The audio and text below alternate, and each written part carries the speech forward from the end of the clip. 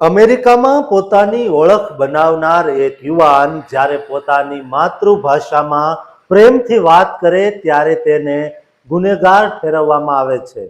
શું અમેરિકામાં હવે હિન્દી બોલવું એ કોઈ પાપ છે? ન્યૂ જર્સીના રસ્તાઓ પર અત્યારે એક એવી રાજકીય જંગ છેડાય છે જેણે ભારતીય સંસ્કારો અને અમેરિકન વિચારધારા વચ્ચે એક ભયાનક દિવાલ ઊભી કરી દીધી છે. આ વિવાદ પાછળનું રહસ્ય અને તે યુવાનનો સંઘર્ષ જાણીને તમારું હૃદય ધ્રુજી ઉઠશે. અમેરિકાના ન્યૂ જર્સીમાં અત્યારે રાજકારણના નામે એક એવો ખેલ ખેલાઈ રહ્યો છે જેણે ત્યાં વસતા હજારો ભારતીયોના આત્મસન્માનને ઊંડી ઠેસ પહોંચાડી છે. 28 વર્ષનો એક અત્યંત આશાસ્પદ ભારતીય મૂળનો યુવાન જેનું નામ જય વેંગાકર, તે ન્યૂ જર્સીના 12મા કોંગ્રેશનલ ડિસ્ટ્રિક્ટથી ચૂંટણી લડી રહ્યો છે. આ યુવાને વિચાર્યું હતું કે તે પોતાના દેશી સમાજના લોકો અને વડીલો સાથે તેમની પોતાની ભાષામાં વાત કરીને તેમનો વિશ્વાસ જીતશે અને તેમની સમસ્યાઓને વાચા આપશે. અને એટલે જ તેણે પોતાની પ્રચાર ઝુંબેશમાં હિન્દીમાં એક વિડીયો જાહેર કર્યો જેમાં તે માતૃભાષામાં લોકો સાથે વાત કરતો દેખાય છે. પણ તેને ખબર નહોતી કે આ નાનકડું અને ભાવનાત્મક પગલું તેને એક બહુ મોટા વૈશ્વિક વિવાદમાં ફસાવી દેશે. અમેરિકામાં અત્યારે ભારતીયો વિરુદ્ધ એક નકારાત્મક માહોલ અવારનવાર જોવા મળી રહ્યો છે અને આ ઘટનાએ ફરી એકવાર સાબિત કર્યું છે કે ત્યાં હજુ પણ ભેદભાવની જ્વાળાઓ શમી નથી. ભારતીય મૂળની જ અમેરિકન કોમેન્ટેટર મહેક કુકે જ્યારે આ વિડીયો જોયો ત્યારે તેણે જયની બહુ આકરી ટીકા કરી અને તેને સોશિયલ મીડિયા પર શેર કરીને સનસનાટી મચાવી દીધી. મહેક કુકે સવાલ ઉઠાવ્યો કે શું અમેરિકામાં રહીને આવી રીતે વિદેશી ભાષામાં પ્રચાર કરવો યોગ્ય છે? તેના પછી તો જાણે વિરોધીઓએ જય પર આક્ષેપોનો મારો ચલાવ્યો અને તેના પર આરોપ લગાવ્યો છે કે તેઓ અમેરિકન સંસ્કૃતિ અને ત્યાંની પરંપરાઓને બદલે વિદેશી ભાષાને ખોટું પ્રોત્સાહન આપી રહ્યા છે. વિરોધીઓનું કહેવું છે કે જો કોઈ વ્યક્તિ અમેરિકાના કાયદા ઘડનાર સદનમાં જવા માંગતી હોય તો તેણે માત્ર અમેરિકન સંસ્કૃતિનો જ આદર કરવો જોઈએ અને આવી રીતે હિન્દીમાં પ્રચાર કરવો એ અમેરિકાના પાયાના મૂલ્યોની વિરુદ્ધમાં છે. આ વિવાદ અત્યારે એટલી હદે વણસી ગયો છે કે સામાન્ય લોકોમાં પણ બે ભાગ પડી ગયા છે અને રાજકીય માહોલ ગરમાયો છે.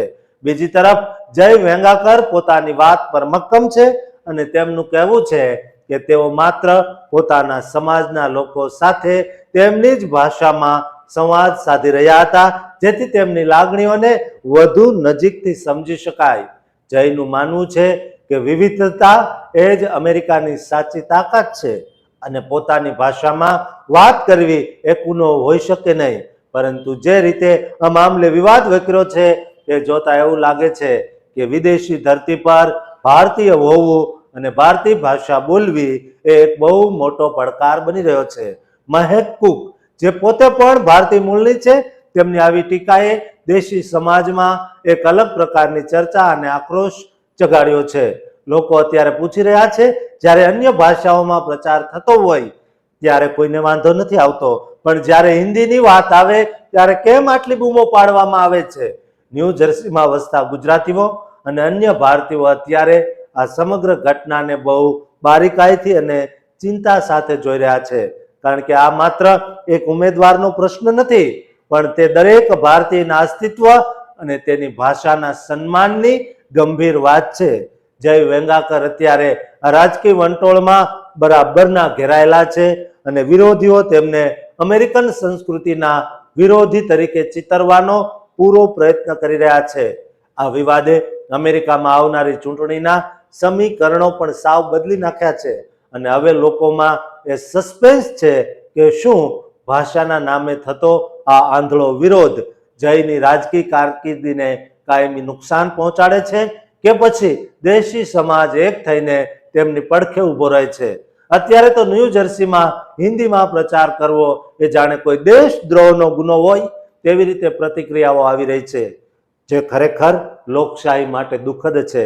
જય વેંગાકરે આ વિડીયો દ્વારા એ સાબિત કરવાનો પવિત્ર પ્રયત્ન કર્યો છે કે તેઓ પોતાની માતૃભૂમિ અને પોતાના લોકોના મૂળિયા સાથે આજે પણ ગૌરવથી જોડાયેલા છે, પણ વિરોધીઓએ તેને એક અલગ અને ખતરનાક રંગ આપી દીધો છે.